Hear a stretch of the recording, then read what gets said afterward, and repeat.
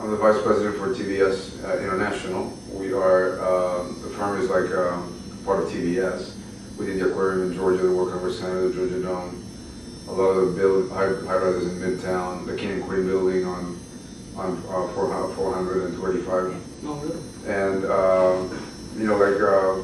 I've always wanted to do international work because of my background, and also because I think that, a lot of the developers abroad really value and respect more you as an architect.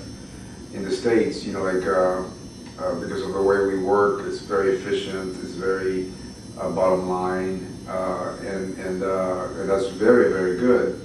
But in reality, as an architect, you want to be able to share visions, innovation, the research that you go through, and the creative process that you develop. You want to be able to,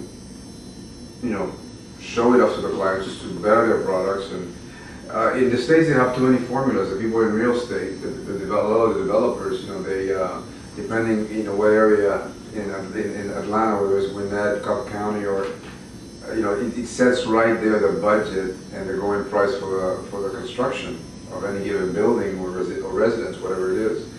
And after so many years of practicing architecture in the States, I found a lot more appeal and a lot more of a reception to innovation and creativity. And this is why I'm an architect with foreign clients. Like people in Venezuela, people in Brazil, and people in Mexico. We started in Latin America, then we jumped over to Europe and trying to expand the company. So I became basically a strategic visioneer.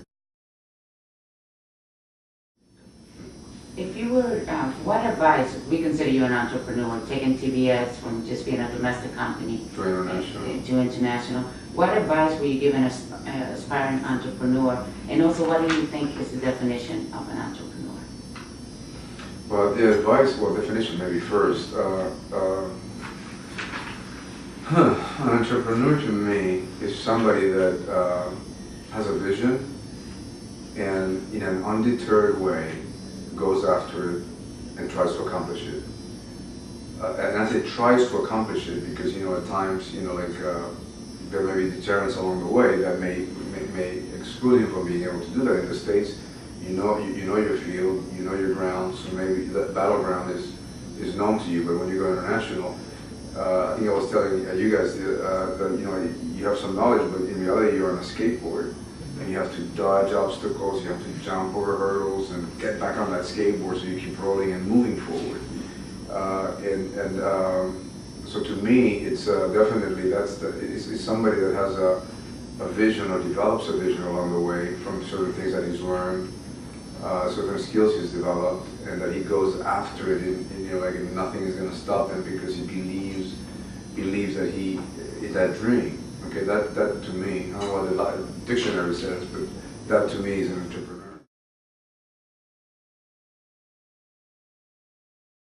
What advice would you give an aspiring up-and-coming entrepreneur, especially doing business here in Dubai? Do your research. Don't believe in what everybody tells you. The experiences are made along the way. You are unique. Try to understand what is so unique about yourself that makes you different from the rest of the Americans. What have you learned from both your successes and your failure? And again, going back to what advice you would give us? Successes, once you achieve, you gotta deliver. So you don't take anything for granted. You're as good as your last job. We've heard that, but it is damn true because that's all they remember. In terms of the failures, I think that both on the negative and the positive side, you really learn something. Obviously, on the failures,